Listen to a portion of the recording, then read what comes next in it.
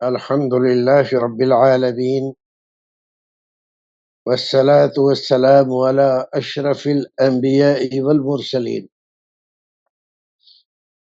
نبينا محمد وعلى آله وأصحابه أجمعين ومن تبعهم بإحسان إلى يوم الدين أما بعد.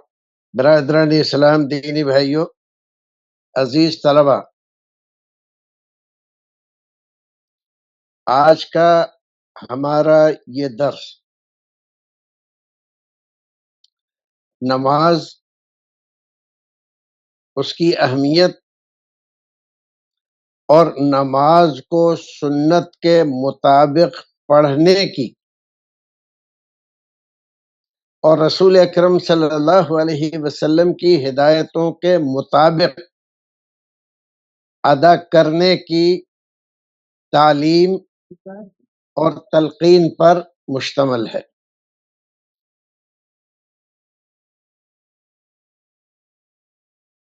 امید ہے کہ آپ حضرات توجہ سے سنیں گے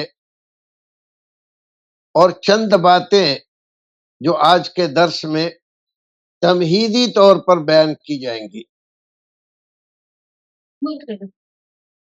تفصیلی مباحث انشاءاللہ آگے آنے والے درسوں میں آئیں گے، لیکن آج چند ضروری باتیں نماز کے تعلق سے جو آج کل ہمارے سماج میں، معاشرے میں، ہمارے محلوں میں، ہماری مساجد میں جو کچھ ہو رہا ہے اور ہم نمازیں پڑھ رہے ہیں اور نمازوں میں کوئی اطمینان قلب، سکون، فرحت، راحت محسوس نہیں ہوتی، اور بہت سارے ہمارے بھائی ہیں جو نماز پڑھنے میں بہت زیادہ محنت اور کوشش کرتے ہیں، اس کے باوجود وہ رسول اکرم صلی اللہ علیہ وسلم کی بعض سنتوں، فرامین کی مخالفت کرنے کی وجہ سے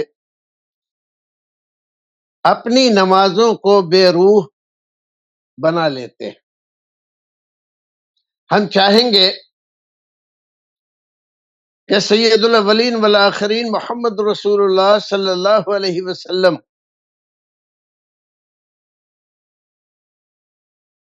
آپ کی ہدایتوں، ارشادات، فرامین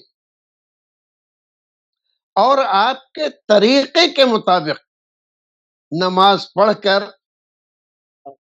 دنیا اور آخرت میں اپنی نمازوں کو مقبول بنائیں اور ایسی نماز پڑھیں جس کا فائدہ ہمیں دنیا میں بھی ہو اور آخرت میں بھی ہو۔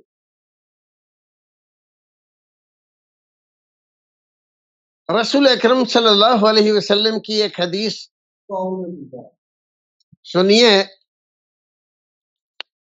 اور اس کے بعد ہم اور آپ اس پر تھوڑا سا غور کریں کہ رسول اکرم صلی اللہ علیہ وسلم نے کیا ارشاد فرمایا۔ حدیث تھوڑی طویل ہے، حضرت ابو ہریرہ رضی اللہ تعالی عنہ بیان فرماتے ہیں۔ یہ حدیث امام بخاری رحمۃ اللہ علیہ نے کتاب الاذان میں اور امام مسلم رحمۃ اللہ علیہ نے کتاب الصلاۃ میں، اور اسی طرح سے امام ابو عوانہ، ابو داود، امام نسائی، امام ترمذی اور دیگر محدثین کرام نے اپنی اپنی کتابوں میں اس حدیث کو ذکر فرمایا ہے۔ حدیث یوں ہے کہ اللہ کے رسول صلی اللہ علیہ وسلم ایک بار مسجد میں تشریف رکھتے تھے، اور صحابہ کرام بھی آپ کے ساتھ تھے. اتنے میں ایک آدمی آیا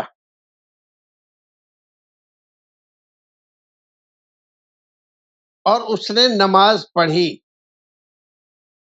اور نماز پڑھ کے جب جانے لگا تو رسول اکرم کی مجلس کی طرف آ کر اس نے سلام کیا آپ کو.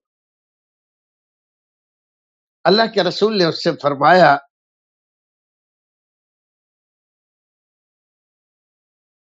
وعلیکم السلام ارجع فصلی فإنک لم تصلی. اس نے سلام کیا تھا، اپنے سلام کا جواب دیا، وعلیکم السلام. کہاں جا رہے ہو؟ واپس جاؤ، پھر سے نماز پڑھو، تم نے نماز نہیں پڑھی. وہ بیچارہ پھر گیا اور اس نے پھر نماز پڑھی اور پھر آپ کی مجلس کی طرف آیا، سلام کیا جانے کے لیے. رسول اکرم نے پھر اس سے یہی فرمایا وعلیکم السلام، جاؤ پھر سے نماز پڑھو، تم نے نماز نہیں پڑھی. تیسری بار جیسا کہ بعض روایات میں ہے، اس نے کہا اللہ کے رسول میں جیسی پڑھ سکتا تھا ویسی میں نے نماز پڑھی، اس سے اچھی نماز میں نہیں جانتا.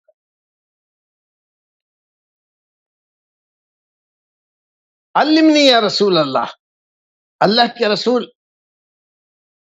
جو میں نہیں جانتا ہوں وہ مجھے سکھا دیجئے.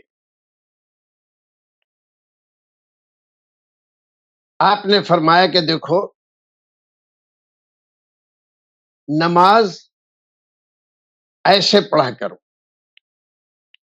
فرمایا جب نماز پڑھنے کا ارادہ کرو تو اچھی طرح سے وضو کرو، تمام اعضاء کو پانی پہنچنا چاہیے، جلد بازی میں نہیں کہ کبھی ٹخنے سوکھے رہ گئے اور کبھی کوہنیاں سوکھی رہ گئی. آج کل بھی ایسا ہوتا ہے، ہمارے بہت سارے بھائی جلدی جلدی وضو کرتے ہیں جس کی وجہ سے ان کی کوہنیاں سوکھی رہ جاتی، ایڑیاں اور ٹخنے سوکھے رہ جاتے ہیں. اور جب بدن کا کوئی حصہ جس کو دھونا چاہیے اور وہ سوکھا رہ گیا تو وضو تو ہوا نہیں. تو وضو نہیں ہوا تو نماز ہو جائے گی کیا؟ نہیں ہوگی. رسول اکرم فرماتے ہیں لا صلاۃ لمن لا وضو له. جس آدمی کا وضو صحیح نہیں ہوا، درست نہیں ہوا، اس کی نماز بھی درست نہیں ہوتی. اب یہاں سے ہمیں ایک بات گانٹھ باندھ لینا چاہیے ساری زندگی کے لیے، نماز کبھی بھی جلد بازی میں نہ پڑھیں، وضو جلد بازی کے ساتھ نہ کریں. گھر سے آئیں جب نماز کے لیے تو جلد بازی میں دوڑتے ہوئے نہ آئیں. رسول اکرم صلی اللہ علیہ وسلم نے ایک حدیث میں ارشاد فرمایا اذا اتیتم الصلاۃ، جب تم نماز کے لیے آؤ، گھر سے چلو، علیکم السکینۃ والوقار، تو پورے سکون کے ساتھ وقار کے ساتھ چلتے ہوئے مسجد آؤ. وما وجدتم فصلوا وما فاتکم فاتموا، تو جتنی نماز ملے اتنی پڑھ لو امام کے ساتھ، اور جو نماز رہ جائے 1 رکعت 2 رکعت تو اس کو پورا کر لو. اب گھر سے چلو گے تم تیز تیز اور راستے میں ٹھوکر لگ گئی، انگوٹھا کسی اینٹ سے پتھر سے ٹکرا گیا، پھوٹ گیا، خون نکل رہا ہے، درد ہو رہا ہے، تو کبھی کبھی تو آدمی ایمان والا ہوتا ہے اور شیطان اس کو نہیں بہکا پاتا ہے، تو وہ یہ سوچتا ہے کہ میں غلط طریقے سے چل رہا تھا، تیز تیز، مجھ کو ایسے نہیں چلنا چاہیے تھا، اسی وجہ سے چوٹ لگی۔ لیکن کبھی کبھی شیطان اس کو کہتا ہے بڑے چلے تھے نماز پڑھنے کے لیے، دیکھا انگوٹھا ہی زخمی ہو گیا، پیر موچ گیا، گر گئے، پیر ٹوٹ گیا، اور جاؤ گے نماز پڑھنے؟ تو نماز سے ہمیں برگشتہ کرتا ہے، نماز سے ہمیں دور کرتا ہے، اور یہ ذہن میں ڈالتا ہے کہ نہ نماز پڑھنے جاتے اور نہ ہمارا انگوٹھا پھوٹتا، نہ ہم گرتے، نہ چوٹ لگتی، نہ خون نکلتا، نہ پیر موچتا، یہ سب کچھ ہوا کس لیے؟ نماز پڑھنے کو جا رہے تھے اس لیے۔ چھوڑو جی اب نماز پڑھنے نہیں جائیں گے، نہ نماز پڑھنے جاتے نہ ایسا ہوتا۔ اسی لیے رسول اکرم نے فرمایا کہ شیطان کی چالوں کو رد کرنے کے لیے، اس کے جال میں نہ پھنسے ہم، اس لیے شیطان ہمیں بہکا کر دین سے بے دین نہ کرے، اس لیے جب گھر سے چلا کرو نماز کے لیے تو پورے سکون و وقار کے ساتھ چلو۔ اول تو اذان ہوتے ہی ہمیں کام چھوڑ دینا چاہیے اور مسجد کی طرف چلنا چاہیے، تو ہماری نماز نکلے گی نہیں۔ لیکن کبھی کبھی ایسا ہو جاتا ہے کہ ہم کسی کام میں ایسے مشغول تھے کہ میں ابھی چلتا ہوں کہتے کہتے کچھ وقت گزر جاتا ہے، پھر لگتا ہے کہ ارے نماز کہیں کھڑی نہ ہو جائے، تو اس چکر میں ہم بھاگ کر دوڑ کر تیز تیز آتے ہیں مسجد کی طرف، تو اس طرح کا کوئی حادثہ ہو جاتا ہے۔ اب مسجد پہنچے، آج کل وضو کرنے کا رواج مسجد میں ہو گیا ہے، رسول اکرم کے زمانے میں وضو کرنے کا کوئی انتظام مسجدوں میں نہیں ہوتا تھا، اور بعد میں جب کیا گیا تو وہ مسافروں کے لیے، ان لوگوں کے لیے جن کے گھر نہیں ہیں، ورنہ سارے لوگ اپنے گھر سے وضو کر کے آتے تھے۔ اور اس کی فضیلت یہ بتلائی کہ جب گھر سے وضو کر کے چلو گے ہر قدم پر ایک نیکی واجب ہوگی، ایک گناہ مٹے گا اور ایک درجہ بلند ہوگا۔ اب آپ دیکھیے کتنے فائدے ہیں۔ تو گھر سے اطمینان سے وضو کر کے آؤ گے تو سارے راستے وضو کیا ہوا ہے آپ نے، آپ درود پڑھتے ہوئے، کوئی دعا پڑھتے ہوئے، کوئی کلمہ پڑھتے ہوئے آؤ گے تو ثواب ہی ثواب ہے۔ بہرحال تو آئے ہم تو تیزی سے نہیں، اسی لیے رسول اکرم نے اس آدمی کو کیا بتایا؟ فَاسْبِغِ الْوُضُوء، اچھی طرح سے وضو کرو کہ کوئی آپ کا کوئی عضو سوکھا نہ رہ جائے۔ ثم استقبل القبلہ، اور پھر قبلہ رو کھڑے ہو، اس بات کا یقین کر لو کہ آپ کا رخ قبلے کی طرف کو ہے۔ بہت سی دفعہ ایسا ہوتا ہے کہ ہم سفر میں ہوتے ہیں اور ہم یہ جانے بغیر کہ قبلہ کس طرف ہے، جلد بازی میں کسی بھی طرف منہ کر کے نماز پڑھنا شروع کر دیتے ہیں تو یہ غلط ہے۔ رسول اکرم نے فرمایا کہ نہیں، نماز کے لیے ضروری ہے جہت قبلہ، قبلے کی طرف منہ کر کے نماز پڑھنا، پھر فکبر، اور پھر اللہ اکبر کہو۔ اللہ اکبر کہنا ہے، اللہ اکبر کی جگہ میں کچھ اور نہیں کہنا ہے۔ ہمارے بعض بھائی لوگ عمل تو چاہے اللہ اکبر پہ کریں، لیکن فتوے اس بات کے بھی دے دیتے ہیں کہ اگر کوئی اللہ اکبر نہ کہے، اللہ اعظم، اللہ الرحمن، یا فارسی میں خدا بزرگ، یا سنسکرت میں کہہ لے، یا انگلش میں کہہ لے کہ اللہ بہت بڑا ہے، تو ان کی نماز بھی درست ہو جائے گی۔ تو بھائیوں عزیزوں، ایک بات اچھی طرح سے سمجھ لو، یہ نماز ہے، یہ عبادت ہے۔ نماز کو بتانے والا، سمجھانے والا، اس کا طریقہ، اس کی دعائیں، اس کے الفاظ، یہ سب کچھ ہمیں رسول اکرم نے بتائے ہیں۔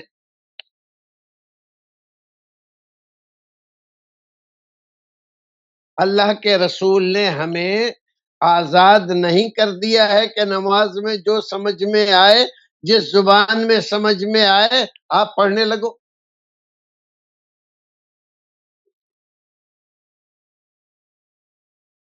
غلط ہے۔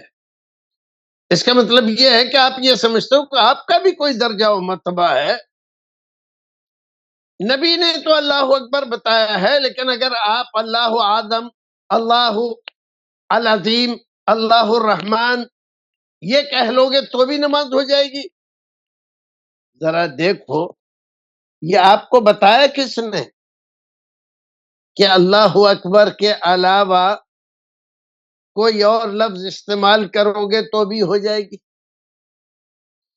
آپ نے سوچا اللہ کے رسول صلی اللہ علیہ وسلم نے اپنی پوری زندگی میں کبھی ایک بار بھی اللہ اکبر کے علاوہ کوئی اور لفظ استعمال کیا؟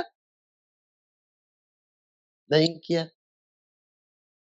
کسی صحابی کو بتلایا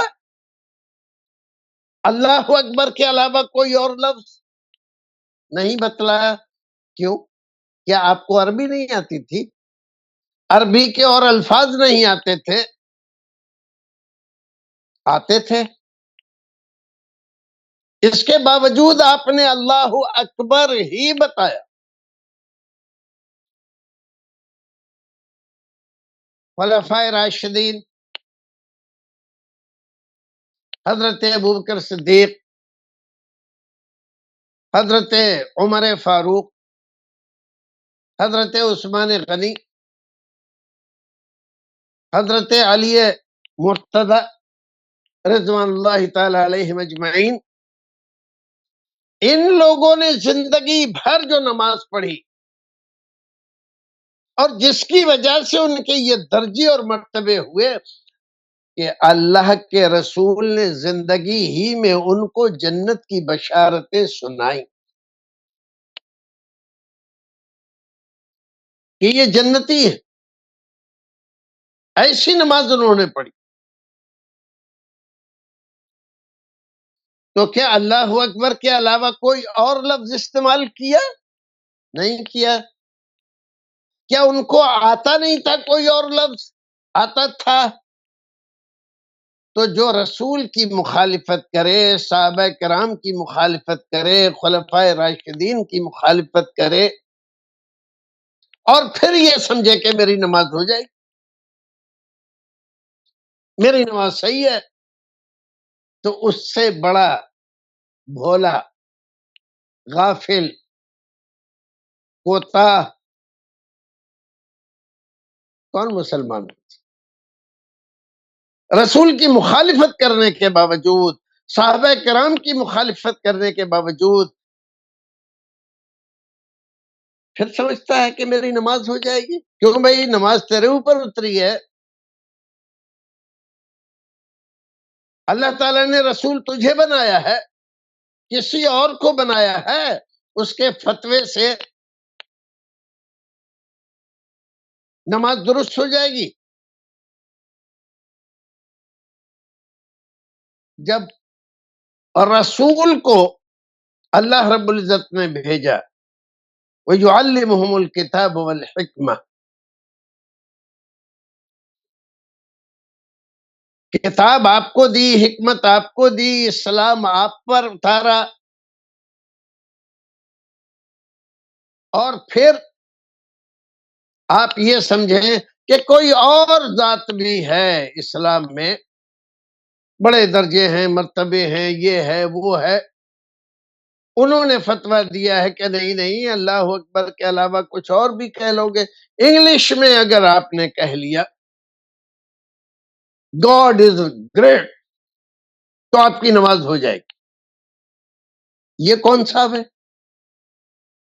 قرآن شریف کے کتنے پارے اترے ان پہ؟ کتنی بار حضرت جبریل وحی لے کر آئے ان کے پاس؟ اللہ تعالیٰ نے کون سے پارے میں ان کا نام ذکر کیا ہے کہ یہ بھی جو کچھ کہیں وہ اس کو بھی مان لیا کرو؟ کس قدر ہمیں لوگ بہکا دیتے ہیں اور راہ مستقیم سے، رسول کی سنت سے ہٹا کر دوسرے لوگوں کے فتوے پر عمل کرنے کے لیے تیار کر لیتے ہیں ہمیں۔ نہیں نہیں، اس میں بھی کیا حرج ہے؟ ارے بھائی، وہ بھی تو بہت بڑے امام ہیں، محدث ہیں، فقیہ ہیں۔ ارے بھائی، امام، محدث، فقیہ، ان کے درجے مرتبے تبھی ہیں جب وہ رسول اکرم صلی اللہ علیہ وسلم کی فرما برداری کرتے ہیں۔ اگر وہ فرما برداری نہیں کرتے تو یہ امامت کا درجہ، فضیلتیں، مرتبے، ان چیزوں کی کوئی قیمت نہیں اور نہ حاصل ہے کسی کو۔ تو رسول اکرم نے اس آدمی کو کیا بتایا؟ فرمایا فکبر، تکبیر کہو، اللہ اکبر کہو۔ اللہ اکبر کہہ کے نماز میں داخل ہوتا ہے بندہ۔ ایک حدیث میں، اور وہ بھی صحیح حدیث، رسول اکرم فرماتے ہیں تحریمها التکبیر وتحلیلها التسلیم، بندہ اللہ اکبر کہہ کے نماز میں داخل ہوتا ہے، اب غیر نماز کی ساری چیزیں اس کے اوپر حرام ہو گئی، اور جب وہ السلام علیکم ورحمۃ اللہ کہتا ہے تب جتنی چیزیں اس کے اوپر حرام تھی وہ سب اب حلال ہو گئی۔ تو نماز میں داخل ہوں گے ہم اللہ اکبر کہہ کے، اور نماز سے نکلیں گے ہم السلام علیکم ورحمۃ اللہ کہہ کر۔ اب اگر کوئی آدمی نماز پڑھتے پڑھتے جو ایک دو دعا اس نے قومے میں آخری تشہد میں بیٹھ کر پڑھ لی، اور پھر اس کے بعد کہنے لگا اے عبداللہ کہاں جا رہا ہے، سن بھائی بات سن، اور سوچ رہا ہے میری نماز ہو گئی، یا اور کوئی ایسی حرکت کر دی اس نے، تو اس کی نماز نہیں ہوئی، اس نے اپنی نماز کو باطل کر لیا۔ رسول اکرم کی سنت سے، آپ کی فرما برداری سے نکلنے کی وجہ سے بندے کی کوئی عبادت قبول نہیں ہوتی۔ ہاں، رسول اکرم نے اگر کسی مسئلے میں ایک سے زائد چیزوں کی اجازت دی ہو کہ بھئی یہ بھی کر سکتے ہو، چاہو تو یہ دعا پڑھو، چاہو تو یہ دعا پڑھو، تو آپ جو دعا چاہو پڑھ لو. تو یہ اجازت کہاں سے ملی ہے؟ رسول کے دربار سے، کسی اور کے دربار سے نہیں. تو اجازت ملے گی رسول کے دربار سے. تو جو آپ کے دربار سے فیصلہ ہوا، ایک مسلمان کو اسی پر رہنا چاہیے اور اس سے ہٹ کر ادھر ادھر نہیں جانا چاہیے. اور پھر اللہ کے رسول نے اس آدمی کو بتلایا، ثم اقرأ بما تیسر معک من القرآن. آپ نماز میں داخل ہو گئے تو اب آپ قرآن شریف سے جو آپ کو آسان ہے وہ پڑھیے. آپ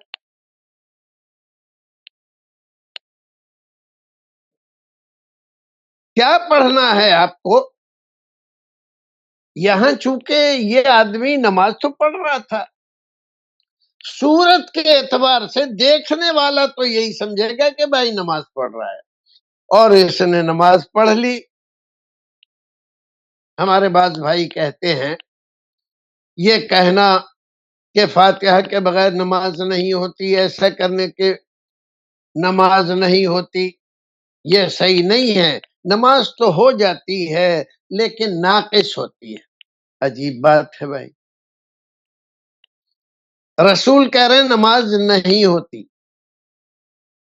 بھائی ہمارا کہہ رہا ہے کہ نہیں نماز ہو جاتی ہے، کامل نہیں ہوتی. پھر کیسی ہوتی ہے؟ ناقص ہوتی ہے. رسول کہہ رہے ہیں نماز نہیں ہوتی، لا صلاۃ.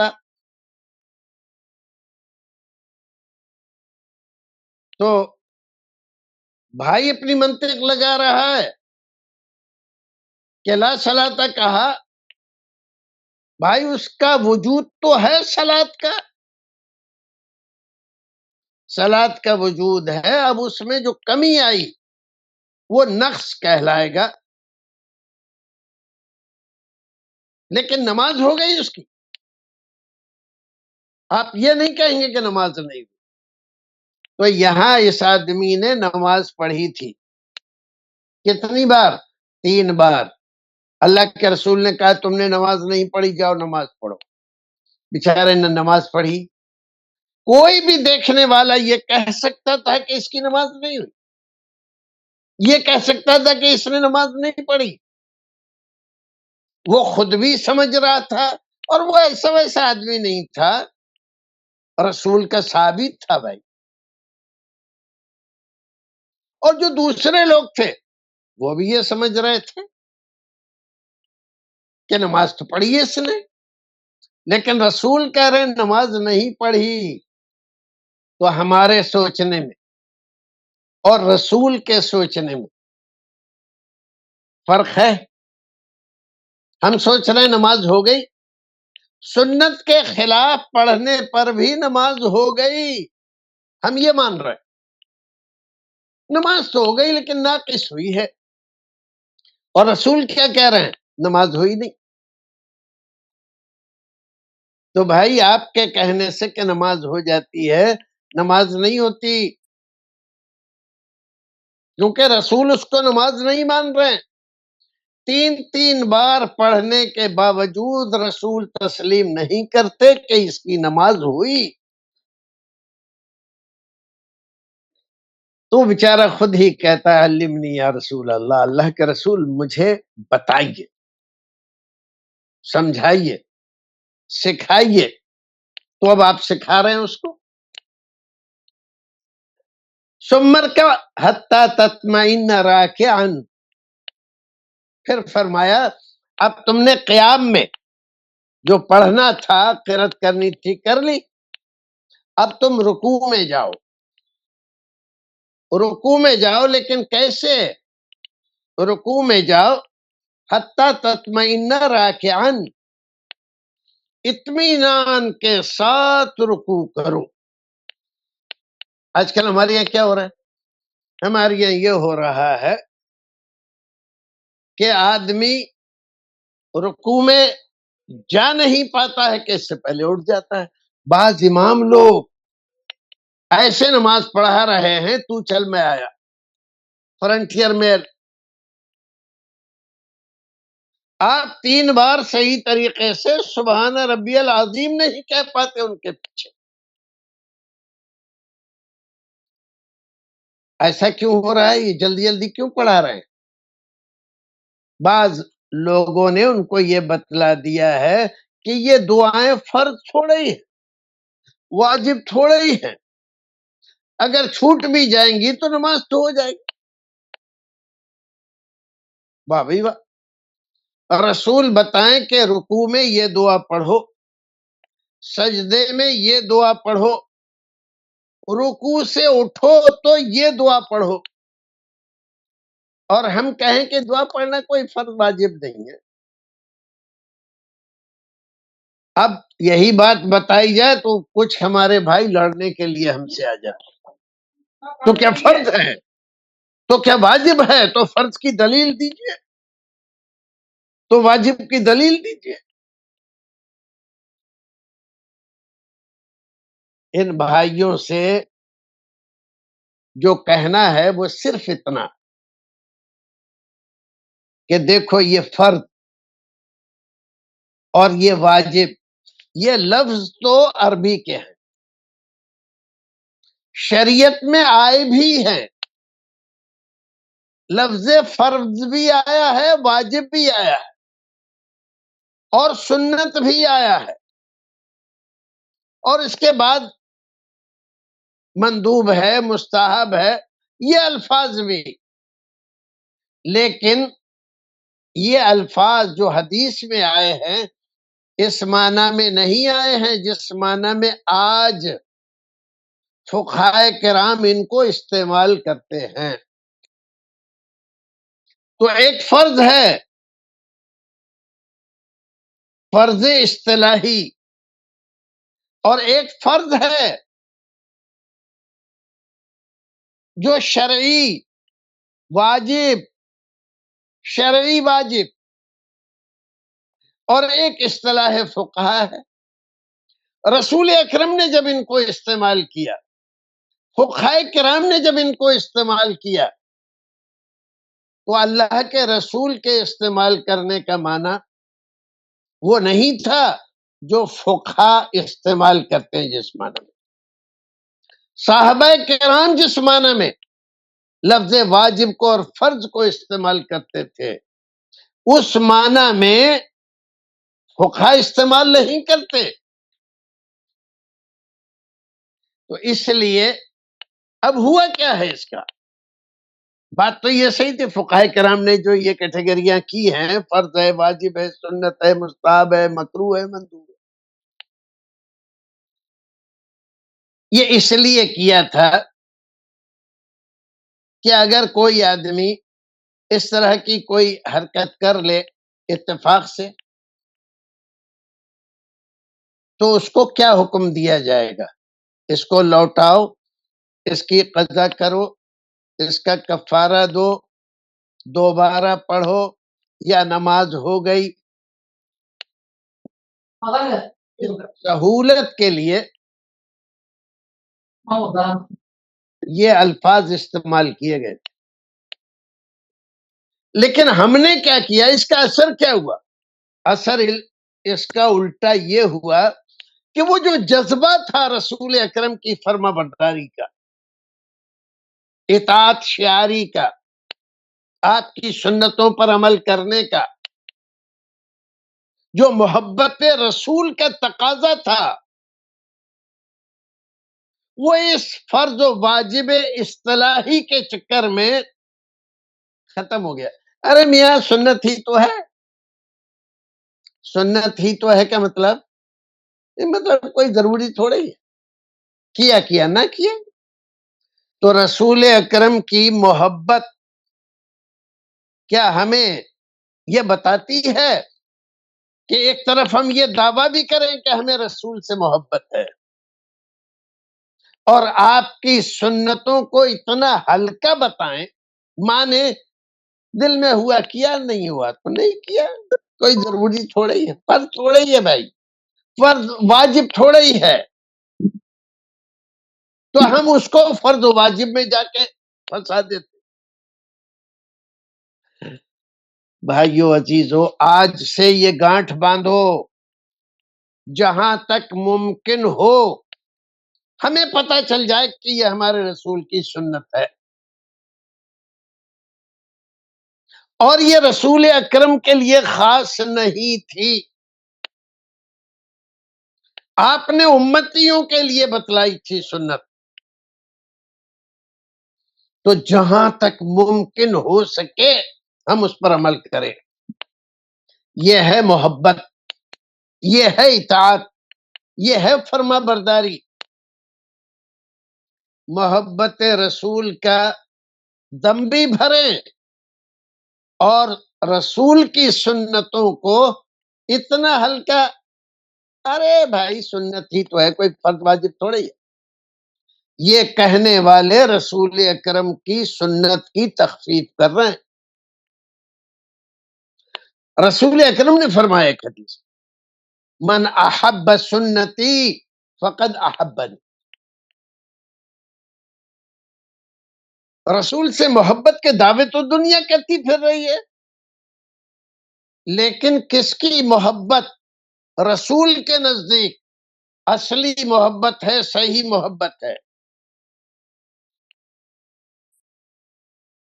رسول اکرم صلی اللہ علیہ وسلم فرماتے ہیں، جس کی محبت میری سنتوں سے ہے، جو میری سنتوں سے محبت کرتا ہے، حقیقت میں وہ مجھ سے محبت کرتا ہے، اور جس کو میری سنتوں سے محبت نہیں ہے،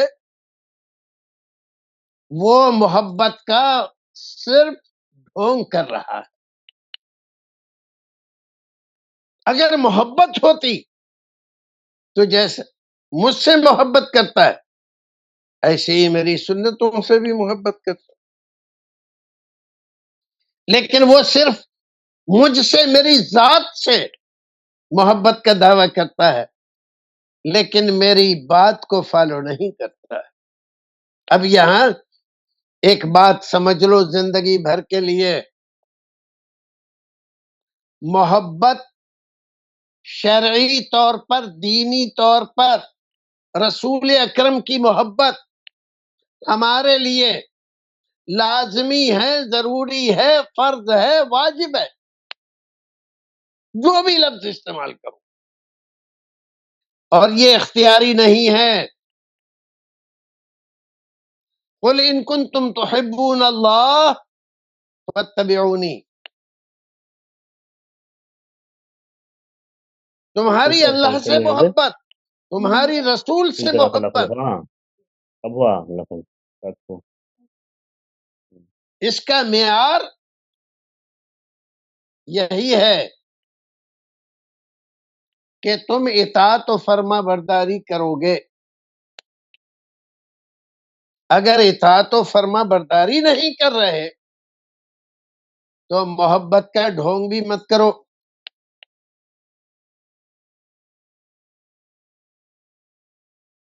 تو بھائیو عزیزو، فرض واجب، سنت مستحب، مکروہ مندوب، یہ سب اصطلاحیں فقہاء کرام نے متعین کی ہیں رسول اکرم کی سنت پر عمل کرنے کے لیے، نہ یہ کہ سنت کو معمولی سمجھ کر اس کو چھوڑنے کے لیے، تو ایسا نہیں ہے۔ تو نماز اطمینان کے ساتھ پڑھنا ہے، پورے اطمینان کے ساتھ، رکوع بھی اطمینان کے ساتھ کرنا ہے، اور رکوع سے جب اٹھنا ہے تو بھی اطمینان کے ساتھ، دعا پڑھتے ہوئے جب آپ رکوع سے اٹھے تو اچھی طرح سے اٹھ کے کھڑے ہو جائیے، یہ نہیں کہ اٹھ رہے تھے اور وہیں سے آپ سجدے میں چلے گئے، یعنی اچھی طرح سے کھڑے ہی نہیں ہوئے، جیسے بہت سارے بھائی کرتے۔ جلدی جلدی نماز پڑھنے کے چکر میں رکوع سے اٹھے، پورے اٹھ کے کھڑے نہیں ہوئے کہ سجدے میں چلے گئے۔ ایسا آدمی 100 سال بھی نماز پڑھے تو اس کی نماز نہیں ہوتی۔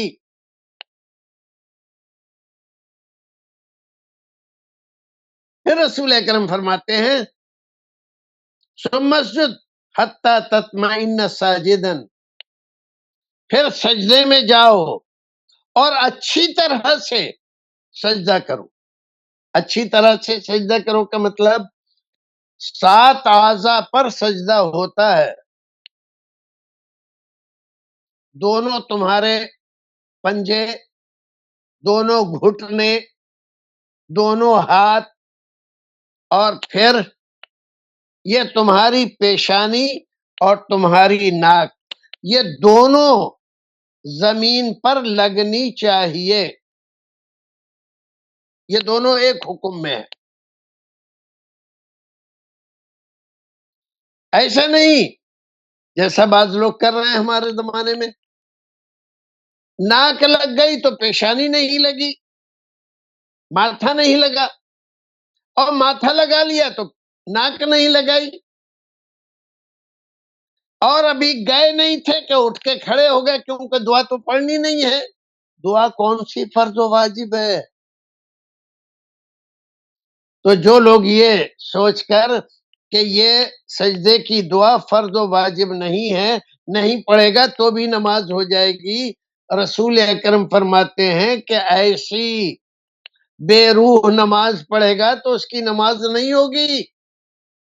اطمینان کے ساتھ سجدہ کرنا ہے اس کو۔ ثم ارفع حتی تطمئن جالسا، اور پھر اب سجدے سے سر اٹھاؤ اطمینان کے ساتھ، اور سر اٹھا کر اچھی طرح سے بیٹھ جاؤ۔ یہ نہیں کہ ابھی اٹھ ہی رہے تھے کہ پھر سے سجدے میں چلے گئے۔ ثم اسجد حتی تطمئن ساجدا، پھر دوسرا سجدہ بھی پورے اطمینان کے ساتھ کرو، اور اس طرح سے ثم افعل ذلك في صلاتك كلها، ہر نماز جو آپ کو پڑھنا ہے، فرض کی نیت سے پڑھ رہے ہو، سنت کی نیت سے پڑھ رہے ہو، نفل کی نیت سے پڑھ رہے ہو، کسی بھی نیت سے کوئی بھی نماز پڑھ رہے ہو، نماز ایسے پڑھو تو کیا پتا چلا ہمیں پتا چلا کہ نماز فارملٹی کا نام نہیں ہے، نماز ایک عبادت ہے، اور اس عبادت کو جس نے نماز ہمیں بتائی ہے اس کی ہدایتوں، اس کے فرامین، اس کے ارشادات کے مطابق ہمیں نماز پڑھنا ہے۔ ہم منمانے طریقے سے نماز پڑھ لیں اور سمجھے کہ نماز ہو گئی، نہیں ہوئی نماز۔ شیطان بہت سارے لوگوں کو، شیطان کے سلسلے میں ہم یہ جانتے ہیں نا کہ وہ ہمیشہ نیکیوں سے روکتا ہے، برائیوں کا حکم کرتا ہے، لیکن ہمیشہ ایسا نہیں ہے، وہ کبھی کبھی ہمیں نیکیوں کے راستے پر ڈال کر گمراہ کرتا ہے۔ نماز پڑھنے کی عادت تو ہے ہماری، لیکن ہم نماز سنت کے مطابق نہیں پڑھتے۔ نہیں جی ہم تو فلاں ہیں، ہم تو فلاں ہیں۔ قیامت کے دن جب تم اللہ کے دربار میں کھڑے ہوگے اور نماز کے متعلق حساب کتاب ہوگا تو آپ کیا کہو گے؟ جب اللہ تعالیٰ پوچھے گا کہ کیا تم نے نماز پڑھی، میرے رسول کے بتائے ہوئے طریقے کے مطابق پڑھی، تو کیا تم یہ کہہ دو گے کہ نہیں نہیں ہم تو شافعی تھے، ہم تو حنبلی تھے، مالکی تھے، حنفی تھے، ہم تو حنفی نماز پڑھتے تھے. تو کیا سمجھ رہے ہو؟ نماز تمہاری اللہ رب العزت قبول کر لے گا اور یہ جواب تمہارا وہاں پر چل جائے گا. بخاری شریف کی حدیث، رسول اکرم فرماتے ہیں صلو کما رأیتمونی اصلی، نماز ایسے پڑھو جیسا تم دیکھتے ہو مجھ کو نماز پڑھتے ہوئے.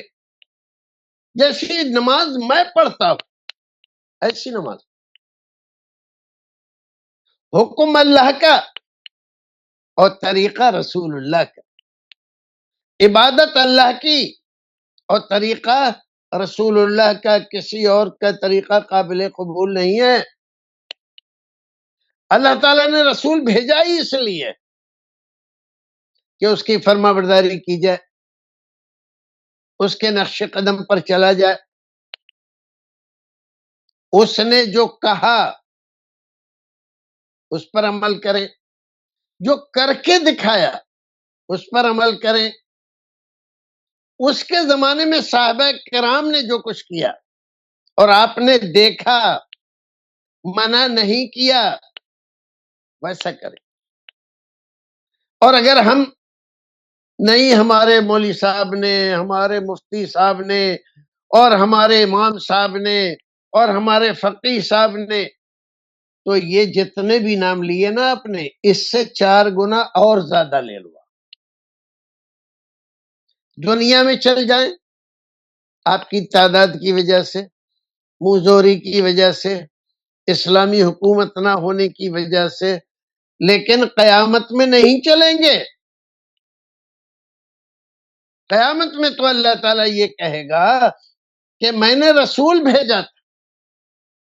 لَقَدْ كَانَ لَكُمْ فِي رَسُولِ اللَّهِ أُسْوَةٌ حَسَنَةٌ، اس کو اسوہ بنا کر بھیجا تھا، نمونہ بنا کر بھیجا تھا. تم نے اس کو نمونہ بنایا؟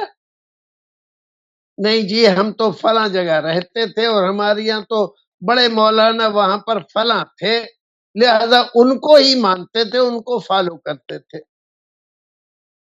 تو اللہ تعالیٰ نے کہا کہ بھیجا میں نے رسول کو، اور فالو تم نے کسی اور کو کیا.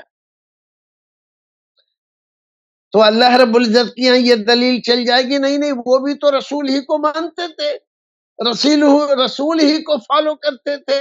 چل جائے گی تمہاری تو بات؟ نہیں چلے گی.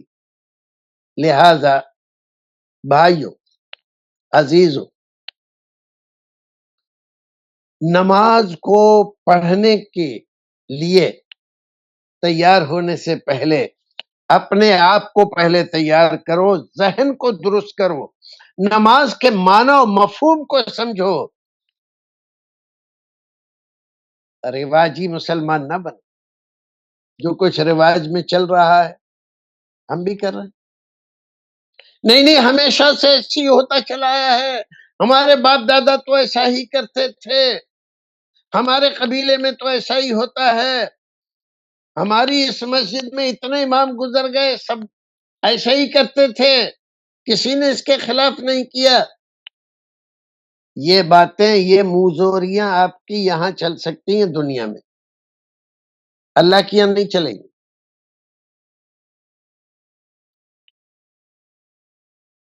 اگر تم کوئی عمل کرتے تھے، مان لو کسی نے بتایا نہیں، تو 2 بات ہے، یہ عمل تم اس لیے کرتے تھے کہ ہمارے باپ دادا سے چلا آ رہا ہے، یا اس لیے کرتے تھے کہ اللہ کے رسول کی یہ سنت ہے. کیا نیت تھی تمہاری؟ اگر اس لیے کرتے تھے کہ ہمارے باپ دادا سے چلا آ رہا ہے، تو ثواب کس بات کا؟ ثواب بھی باپ دادا سے لے لو. اور اگر اس لیے کرتے تھے کہ یہ رسول اکرم کا حکم ہے، تب اللہ رب العزت کے یہاں آپ کو اس کا درجہ مرتبہ بھی ملے گا، چاہے کسی مولوی نے آپ کو غلط بتایا ہوا تھا، آپ اس لیے کر رہے تھے کہ یہ رسول کی سنت ہے، لیکن شرط یہ ہے اس کی، یہ جانچنے کے لیے کہ آپ کس لیے کر رہے تھے، باپ دادا کے رسم و رواج کے مطابق چل رہے تھے کہ رسول کی سنت کے مطابق چل رہے تھے، اس کی کسوٹی کیا ہے، پتہ کیسے چلے گا؟ پسا ایسے چلے گا کہ جب کوئی عالم آئے قرآن کی آیتیں پڑھ کر، رسول اکرم کی صحیح احادیث پڑھ کر آپ کو بتائے کہ یہ کام ایسے نہیں ہے، ایسے ہے، اللہ کے رسول کی سنت یہ نہیں ہے، یہ ہے۔ اب اگر آپ مان لیجئے آپ کو شک ہو گیا ان کے بتانے پر، وہ آپ تحقیق کرو، انہی سے کیوں، دو چار اور عالموں سے پوچھو کہ بھئی حدیث میں یہ بات کیسی ہے، اس سلسلے میں اللہ کے رسول کی سنت کیا ہے؟ بھائی صحیح حدیثوں میں اللہ کے رسول نے اس بارے میں کیا فرمایا ہے؟ اگر تم اس کی ضرورت نہیں محسوس کرتے اور یہ سوچتے ہیں نا مولوی تو آتے ہی رہتے ہیں، کیا کیا کوئی کچھ بتا دیتا ہے، کوئی کچھ بتا دیتا ہے، ہم تو وہی کرتے ہیں جو ہمارے باپ دادا سے ہم نے سیکھا ہے، تو آپ رسول کی سنت پر عمل نہیں کرتے، آپ باپ دادا کے رسم و رواج کو فالو کرتے ہیں، اور باپ دادا کے رسم و رواج کو فالو کرنے سے کوئی ثواب نہیں ملتا، ثواب ملتا ہے سنت رسول پر عمل کرنے سے۔ کوئی بات صحیح ہوتی ہے، کوئی عمل صحیح ہوتا ہے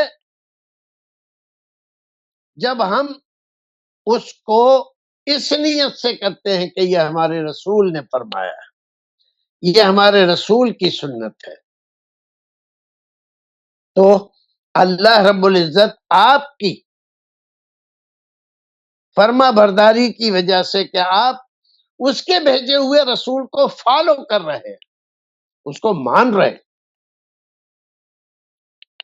اس کی بتائی ہوئی بات پر عمل کر رہے ہیں، آپ کے درجے بھی بڑھتے ہیں، مرتبے بھی بڑھتے ہیں، ثواب بھی ملتا ہے، اور آپ نیک اور صالح بندے بھی بنتے ہیں۔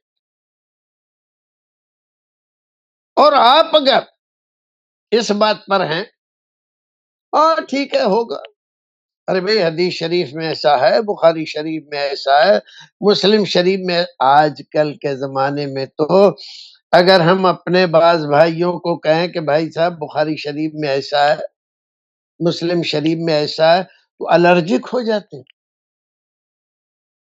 الرجک بھدکنے لگتے ہیں، اور فول بکنے لگتے ہیں، گالیاں دینے لگتے ہیں، بڑے آئے بخاری والے، ہمارے مولوی صاحب نے بخاری نہیں پڑھی، ہمارے امام صاحب نہیں جانتے تھے۔ ارے بھائی یہ جاننے نہ جاننے کا مسئلہ نہیں ہے، بخاری پڑھنے نہ پڑھنے کا مسئلہ نہیں ہے، آپ کے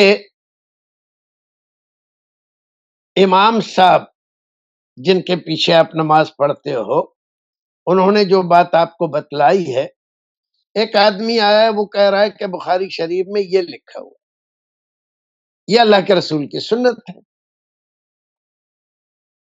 آپ کہہ رہے ہو ہمارے امام نے جو بتلایا کہ وہ غلط ہے، تو اس سے الجھو مت، آپ لڑ کیوں رہے اس سے؟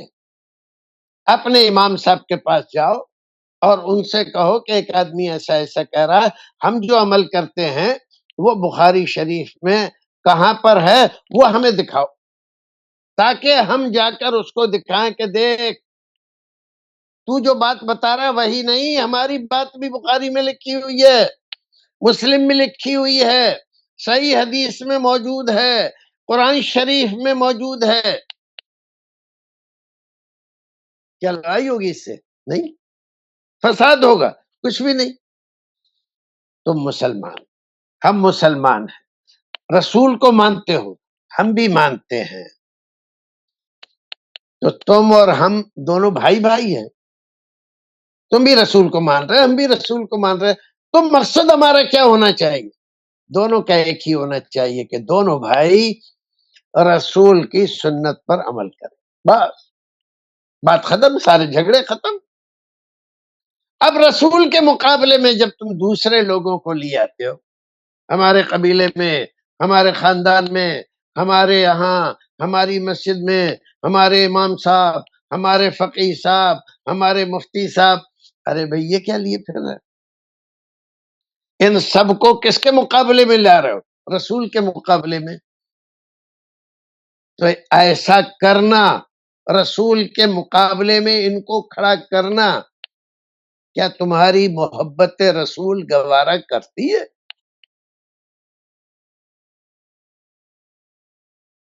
ذرا اپنے دل سے پوچھ کے دیکھو، کیا یہ واقعی محبت ہے؟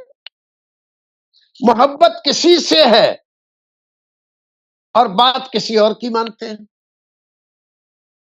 یہ کیسی محبت ہے بھائی؟ تو ہمارے یہاں ہندوستان میں ہمارے بہت سارے بھائی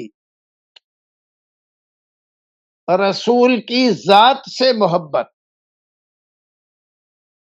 بات سے نہیں، ذات کو مانتے ہیں، بات کو نہیں۔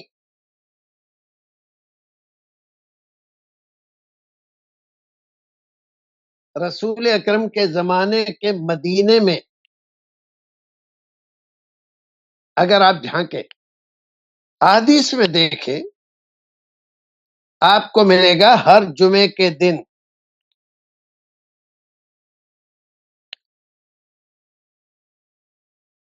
عبداللہ ابن ابی ابن سلول، جو منافقوں کا سردار تھا،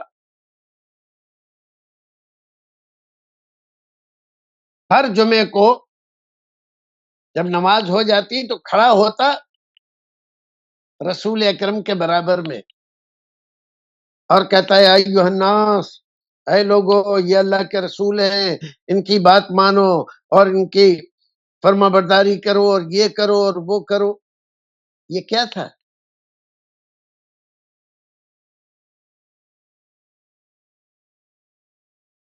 اس کی بات میں اور اس کے عمل میں، قول میں اور فعل میں تضاد تھا۔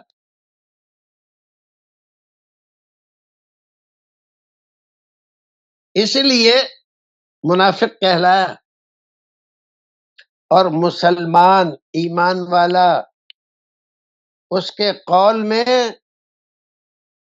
اور عمل میں تضاد نہیں ہوتا، جو کہتا ہے وہ کرتا ہے۔ رسول کی ذات کو بھی مانتا ہے، ان سے، آپ کی ذات سے بھی محبت کرتا ہے اور آپ کی بات سے بھی محبت کرتا ہے۔ رسول کی بات کے مقابلے میں کسی کی بات نہیں مانتا، اور رسول کی ذات کے مقابلے میں کسی دوسری ذات کو کھڑا نہیں کرتا۔ یہ ہے مسلمان، اور اس کو کہتے ہیں مسلمان۔ اطاعت و فرما برداری کا جذبہ، اطاعت و فرما برداری کی باتیں رفتہ رفتہ ہمارے سماج سے دور ہوتی جا رہی ہے۔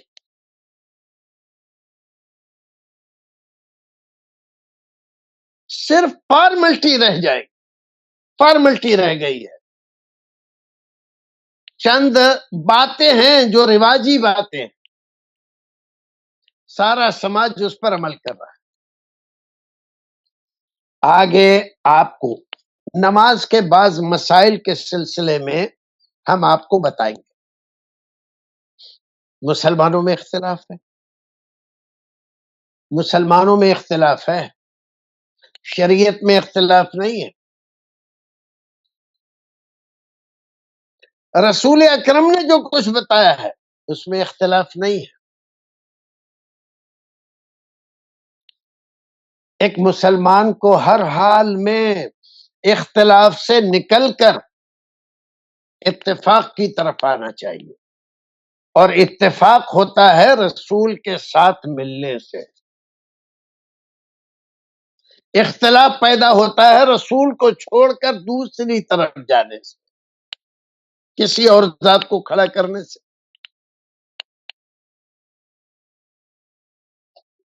اور جتنے فرقے بنے ہیں نا مسلمانوں میں، یہ فرقہ پرستی رسول کو چھوڑ کر کسی اور کی ذات میں محبت، اس کی باتوں سے محبت کرنے کی وجہ سے پیدا۔ ہم اہل سنت ہیں، حضرت علی رضی اللہ تعالی عنہ سے محبت کرتے ہیں جیسے حضرت ابوبکر صدیق، عمر فاروق، عثمان غنی اور سعید، سعد، عبد الرحمن، زبیر، ان تمام سے محبت کرتے ہیں۔ ہمارے یہاں تو ہمارے دل میں جیسے اور صحابہ کرام کی محبت ہے، حضرت علی کی بھی محبت۔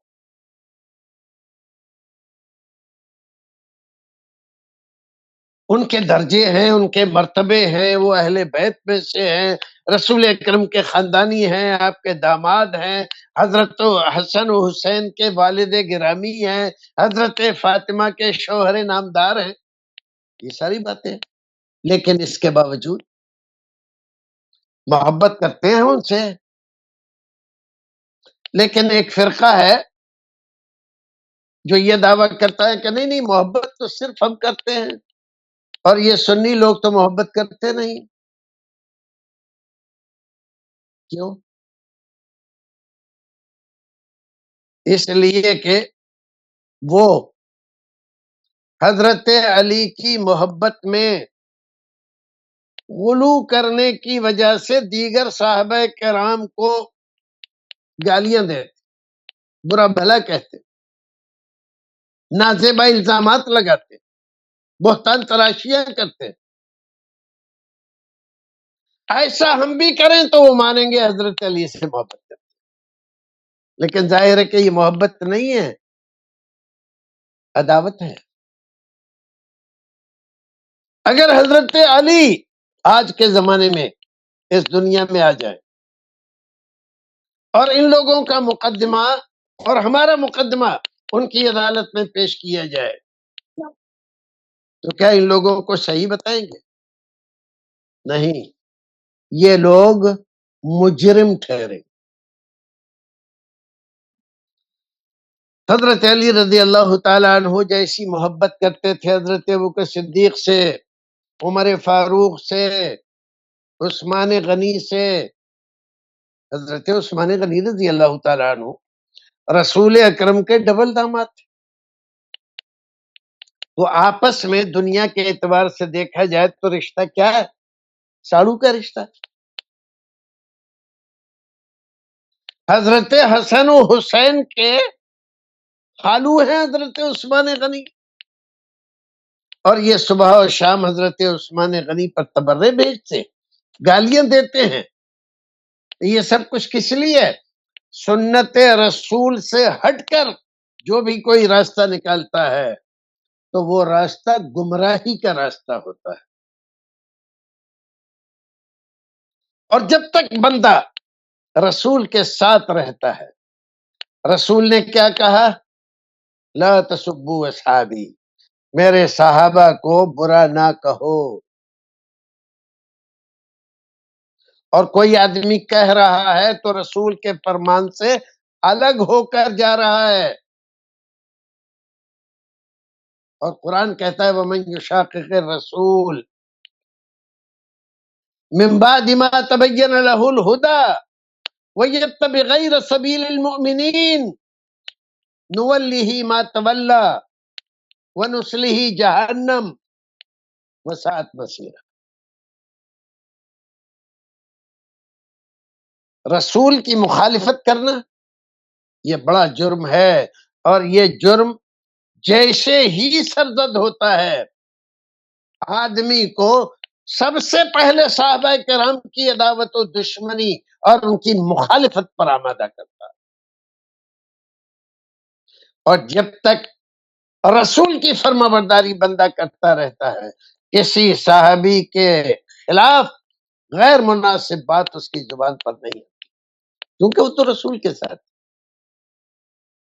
اور یہ جن کو ہم صحابہ کرام کہتے ہیں، ان کی عزت کرتے ہیں، احترام کرتے ہیں، اپنے دل میں ان کو جگہ دیتے ہیں، اس لیے کہ ہمارے رسول کے ساتھی ہیں۔ یہ اس لیے نہیں کہ یہ فلاں خاندان کے، یہ فلاں خاندان کے، نہیں، اس بنیاد اس خاندان کے تو اور بھی بہت سارے لوگ تھے، جن میں سے بہت سارے کافر، بہت سارے مشرک اور بہت فقوں کے مر گئے، خاندان کی وجہ سے محبت اس بنیاد پر ہے کہ یہ ہمارے رسول کے ساتھی ہیں، انہوں نے رسول کے ہاتھ پر بیعت کی ہے، رسول کا کلمہ پڑھا ہے، آپ کے ساتھ مل کر کافروں اور مشرکوں سے جہاد کیا ہے، آپ کی فرما برداری میں زندگی گزاری ہے، جب مال کی ضرورت ہوئی تو انہوں نے مال دیا، اور جب جان کی ضرورت ہوئی تو انہوں نے جان پیش کر دی، اس لیے محبت کرتے ہو۔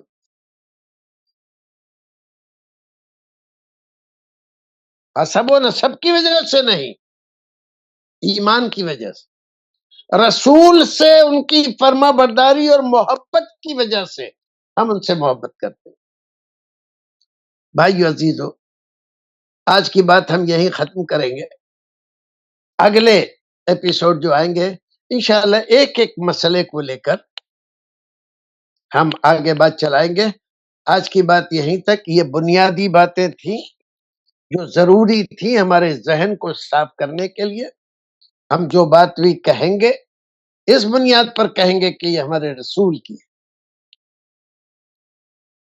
اس کے مقابلے میں اور بہت ساری شخصیتیں آئیں گی، شخصیتوں کا احترام سر آنکھوں پر، لیکن رسول سے بڑا کوئی نہیں۔ فرما برداری رسول کی، اطیع اللہ و اطیع الرسول، اطاعت تو رسول ہی کی جائے۔ آپ حکم دیں کہ اس کی بھی کرو تو اس کی بھی کریں گے، اور نہیں دیں تو نہیں کریں گے۔ اللہ رب العزت ہمیں اور آپ کو نیک عمل کرنے کی توفیق عطا فرمائے، جب تک دنیا میں رکھے ایمان و سلامتی کے ساتھ رکھے۔ دین کو سیکھنا ضروری ہے، فرض ہے۔ یہ پروگرام جو لوگ چلا رہے ہیں، جنہوں نے اس کو برپا کیا ہے، جو لوگ اس کے لیے اپنے رات و دن خرچ کر رہے ہیں، اس کے لیے فائننس کر رہے ہیں، اور اس کے لیے لوگوں کو جٹا کر یہاں پر علماء کرام کو دور دراز سے بلا کر آپ کے سامنے پیش کر رہے ہیں، اللہ رب العزت ان کی خدمات کو قبول فرمائے، ان کو اور مزید حوصلے ان کے بلند کرے اور درجات سے سرفراز کرے، اور ہمارے ملت میں ایسے لوگ اللہ رب العزت اور پیدا کرے، تاکہ جو ہماری نسلیں، ہمارے بھائی دین سے دور ہو گئے ہیں، دوبارہ دین کی طرف آئیں، تاکہ اللہ کی رحمتیں ہمیں مل جائیں، اور جو ہمارے دشمن ہمارے ساتھ، ہمارے دین کے ساتھ دشمنی کر رہے ہیں، ان کے خلاف اللہ رب العزت کا عذاب نازل ہو، اللہ رب العزت کی رحمتیں ہمارے ساتھ ہو۔ تو پھر ملتے ہیں انشاءاللہ اگلے ایپیسوڈ میں۔ السلام علیکم ورحمۃ اللہ وبرکاتہ۔ شیخ، مدرسہ رحمانیہ کی پوری ٹیم کی طرف سے جزاک اللہ خیر، حیاک جزاکم اللہ خیر۔ شیخ، آپ نے بہت ہی علم افروز اور نصیحت بھرا بیان پیش کیا۔ اللہ تعالیٰ آپ کی محنت کو قبول فرمائے، آپ کے علم میں برکت عطا فرمائے، اور اس بیان کو ہم سب کے لیے نفع بخش بنائے۔ آمین شیخ۔ آمین آمین۔ اللہ تعالیٰ سب کو اپنے حفظ و امان میں رکھے۔